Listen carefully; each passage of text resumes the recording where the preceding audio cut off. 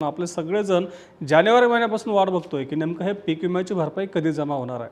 जानेवारी महिन्यामध्ये कृषी विभागाने सांगितलं होतं की जानेवारी महिन्यातच शेतकऱ्यांच्या खात्यामध्ये ही भरपाई जमा होईल, परंतु तसं काही झालं नाही। जानेवारी गेला, फेब्रुवारी गेला आणि मार्च महिना देखील आता निम्मा संपत आला आहे।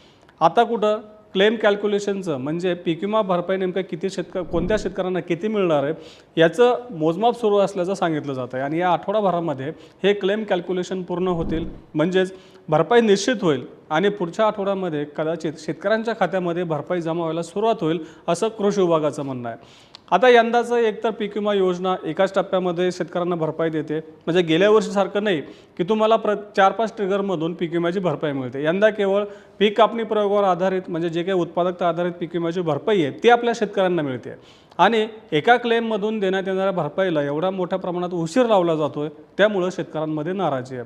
आता ऑक्टोबर